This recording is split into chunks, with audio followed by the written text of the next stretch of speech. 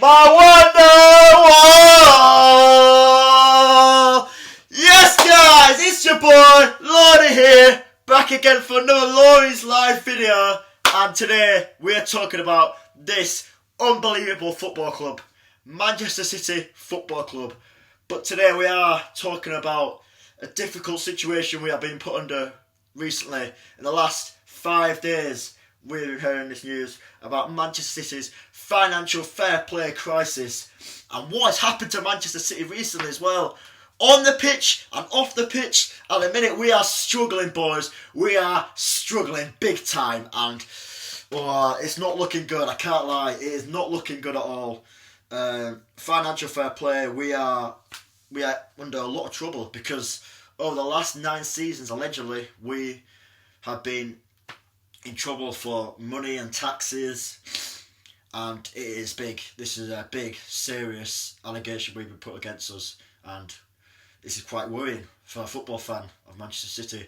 But I believe, because I've just got news that our official statement has been announced in the last few days, and I'm going to try and read it out now. First time actually reading it on camera, so hopefully we'll see what it's about. Okay, so I've got it up here. Manchester City official club statement. Manchester City FC is surprised by the issuing of these illegal breaches of the Premier League rules, particularly given the extensive engagement and vast amount of detailed materials that the EPL has been provided with. The club welcomes the review of this matter by an independent commission to impartially consider the comprehensive body of irrefutable evidence that exists in support of his position. As such, we look forward to this matter being put to rest once and for all. So, based off reading that statement, my first thoughts are Man City seem very calm. They seem very calm about the situation they've been dealt with by the Premier League, and they seem very, very relaxed with how things are going. And that is very promising to me as a Man City fan. It is very actually promising. As you can tell, just from reading that statement, it has put a smile slightly back on my face, because it is big. It is a big thing when the club feels relaxed about the situation, where it's been such a big allegation put on them. They seem very relaxed, and that relaxes me a bit more as well, if you get me. Because if they feel relaxed by it, surely it can't be anything bad. Although I have been hearing they haven't been sending the Premier League their emails, not letting them give some certain contacts. But to be fair, Man City are doing this because they have not been given the context of why they want these emails. So they're not just going to hand them out willy-nilly to God knows whoever wants to look at them. So I mean, there is that situation as well, which it does make us look dodgy, and that's probably why we're in this situation. And I guarantee for a fact, yes, I'm pointing at you right now who's watching this video, you probably believe that Man City deserve to be in trouble, deserve all this shit, deserves to be punished, and deserves to go down, or deserves to be stripped of titles, or whatever punishment we may get for this situation, because you don't believe that we've not played by the rules. You definitely don't believe it. I guarantee for a fact 99% of people watching this video right now don't believe Man City for a fact that they have stuck to the rules, stuck to this and that. No, what you think is we spent a bit extra money, oil money and all that, and yeah, you think that we have cheated and broken the rules and we deserve to get punished with everything, stripped of titles or relegated or whatever. But no matter what happens, if you are right, if it's a big fucking if, by the way, it's a big if, I tell you now, but if you're right, I will stick with this club through and through. Manchester City is my club, and I'm definitely going to stick with them, 100%. I know some fans probably might not, but I don't care. I'm not some of them fans. I'm one of these fans, proper, true to the club, true to the badge. Alright, so I definitely will stick to them no matter what happens. But anyway, the politics side of things, it doesn't look great on us so far, but with Man City's a statement coming out, I do feel confident with the club, and I'm going to back the club all the way until proven guilty. Innocent until proven guilty. Is that what everyone hears these days, yeah? Innocent until proven guilty? Well, there's no evidence so far, so we are innocent of anything. That's why we've not been punished yet by the EPL. So far, so good. Anyway, I want to care about these other matters now. Yep. I want to care about these other matters that we have. And that is on the pitch. On the pitch, we are still struggling as well. Like, off the pitch, yes, there's obviously problems with what you can trust sources-wise and stuff like that. But on the pitch, there is some problems as well that we are having recently. Just the last game I watched on Sunday, and I was so frustrated watching it. It was terrible to watch. Playing against Tottenham, we dominated the ball as expected. We were having these nice passes, passing the ball about, doing nice zipping of the ball like we do usually, fizzing it into feet. How's he touched, son? How's he touched and all that business? Kid, how's he touched, Manchester like? But yes, we play the ball very well. Our patterns of play are very good. The underlapping runs we make are very good.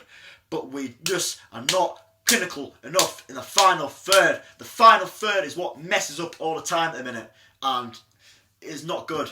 Like, the amount of just touches and the goal expectancy we had and the amount of shots we had was nowhere near good enough for a team that had that much possession of the ball. We have so much possession of the ball, but we can't just go at them and drive them. We just don't have that ruthless energy at the minute. This clinical, like, finishing that we have shown in loads of games this season. But even with all that lack of being clinical this season, we've got Haaland, who's the most clinical striker I've ever seen play in the Premier League, besides Aguero obviously, but very clinical so far of what I've seen of him, because the amount of goals on this season is mental already. 25 goals this season, bonkers, and we're just not serving him enough, I don't think, personally. I watched Match of the Day on the weekend after the game at Tottenham, and I've seen the highlights and the runs Haaland was making and the runs and the passes we should play to but don't play to at all. We ignore them direct passes. It's because we like to build up slowly from the back, but we are not playing to Haaland's strengths at all. Haaland makes them runs, has space in behind the defenders, he's super quick, he's a brilliant player when getting to space, driving, throwing goal and scoring, but we're just not feeding him the ball. The man's hungry for goals, he scores for days, just give him the ball. Honestly, just give him the ball. I'm shouting and screaming, oi, pass the ball! Pass the ball! You know what I mean? He just needs to give the ball there. And that's what we're lacking at the minute. We're just not playing to Haaland's strengths at all. Like Jamie Carragher said on, I think it might have been Sunday Night Football. I can't remember. It was recently anyway. But he said to him, we're probably giving Haaland 60% energy at the minute. 60% Haaland by just not giving enough passes and just not playing the right balls at the right times. He's making so many good runs in a game, but he's getting nowhere near enough touches and nowhere near enough chances.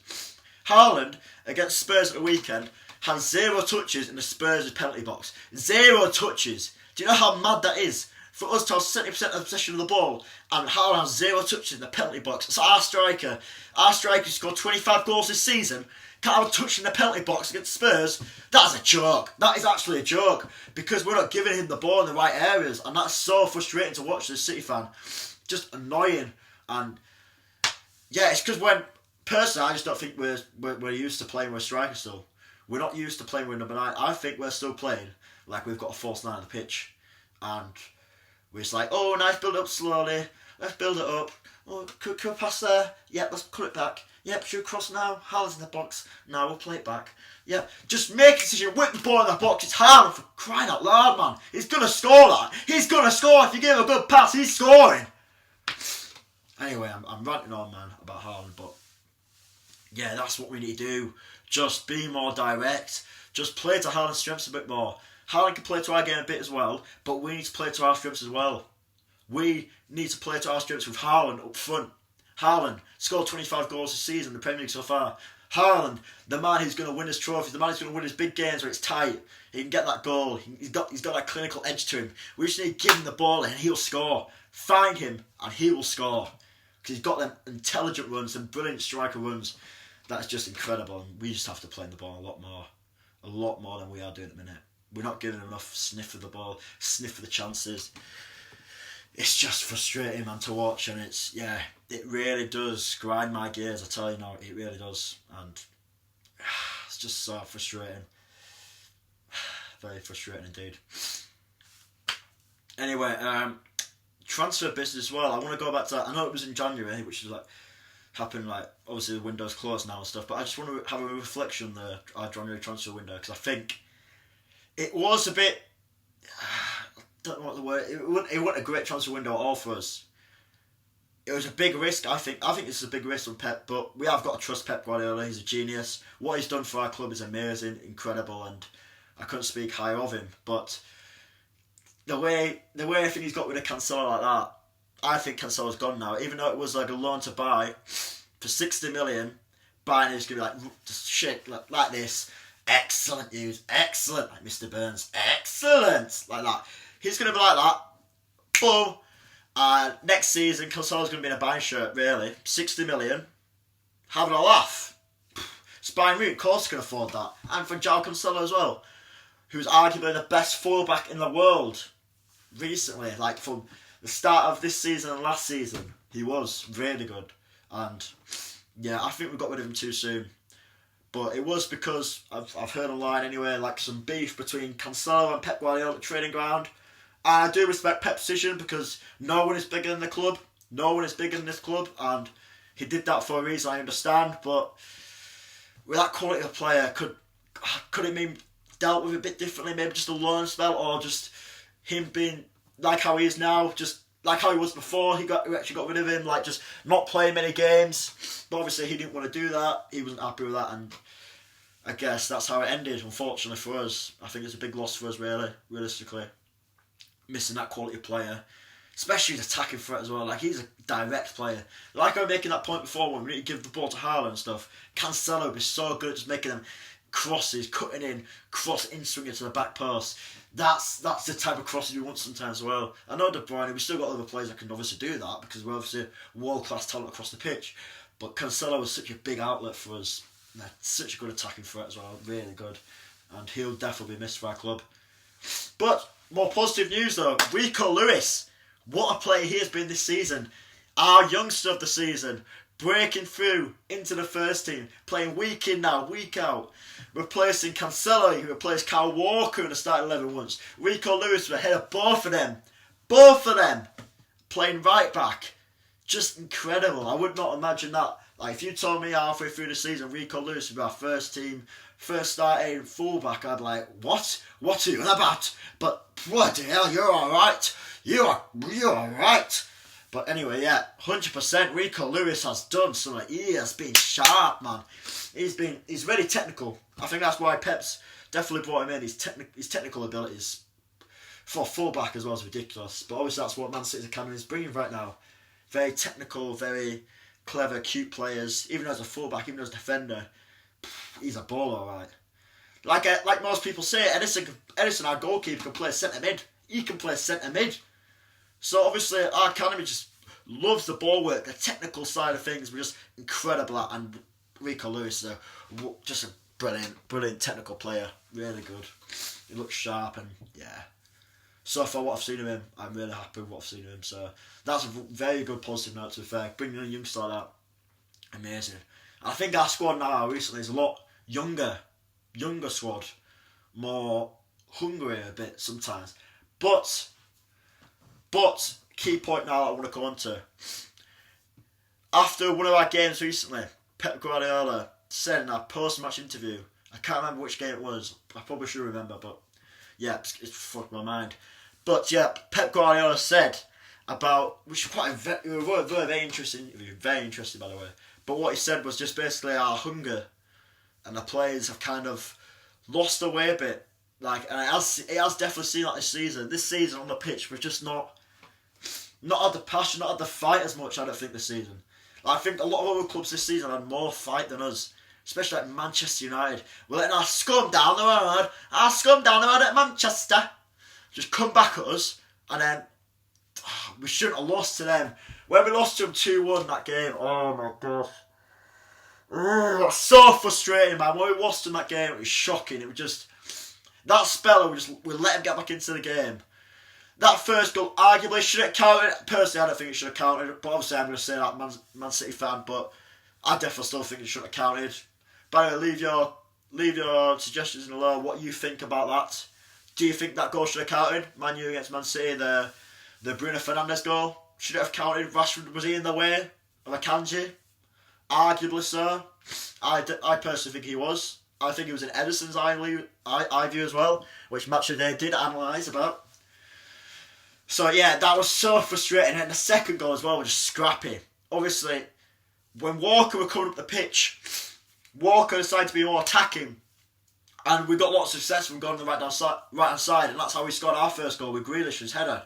And De Bruyne and Mahrez linking up on the right hand side to get that cut back. And it was a brilliant goal, that one.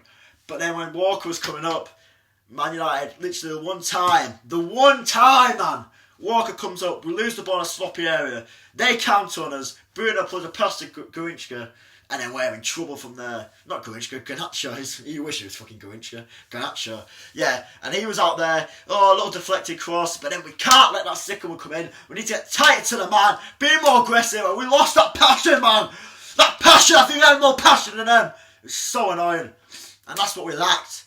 We lacked that hunger in that game. And a lot of games this season, we have lacked that hunger. We slipped points in big games or like small games that we should win, but still, we just haven't got enough fight this season. Maybe it's because our players they won the league so many times now, 4 and 5 seasons, and it's just so annoying. How they still got that passion. The best show us in the Champions League, because that's what we need to win. We need to win that, and I want to win that so badly for this club, because I'm sick of our club saying we're not a great team. You're not the Champions League. You're not a great team. You don't won the Champions League.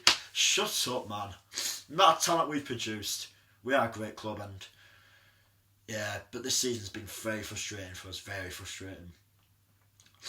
But anyway, our future games that we've got 2 big games coming up. One this Sunday against Arsenal Villa. A huge game, 4:30 kickoff on Sky Sports. And then we have got a big game midweek next Wednesday. A week from today, we have got Arsenal. The first time we played them this season, and it's a must win. It's such a huge game, and we have got to be on that. I need us to be on that. We need to play to harness strengths more, be more aggressive, and be more direct. We've got to show that fight, that spirit, that passion that we all need. We have got to show it. We have got to prove it. We are Man City, man. We've got to show that. We have got to be hungry. And that's what I want from our club. That's what I really want from our club. And we've got to be more decisive, be more hungry in them situations. And yeah, I really want us to focus on the Champions League now, I think, personally. The Premier League is still not our question, though, because we've still got to play Arsenal twice. But personally, what I want to see from us is be sharp, be ready in the big games, and the Champions League is a massive one. Massive game. I know we've got Leipzig in the round of 16, which we always play them. It seems like we play them every year. But we have got to really focus in each game now and just have more passion, more direct play, and give Haaland the ball more. I hope Pep showed them clips back with Haaland making them runs. We need to play them passing behind, because Haaland's got the pace. We need to show and support Haaland and just play them passes and rely on him. Yep, he's going to score. I know we're a one-man team by saying that, by the way, by just playing to Haaland all the time and all this. No, it doesn't mean we're a one-man team. It just means that we're actually playing to Haaland's strengths more and actually using him for why we bought him. That's all I'm going to say on that. Anyway, it's been your boy, Lorne here, and I hope you enjoyed this Lorne's Life Manchester City video. Please like and subscribe for more content like this. And we love you, City. We do. We love you, City. We do. We love you, City. We do. Oh, City, we love you. Oh, kiss the badge. And peace. Wonder Wallet. Hey!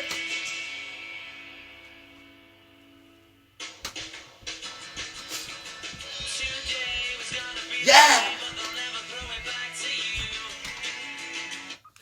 Peace! Booyah!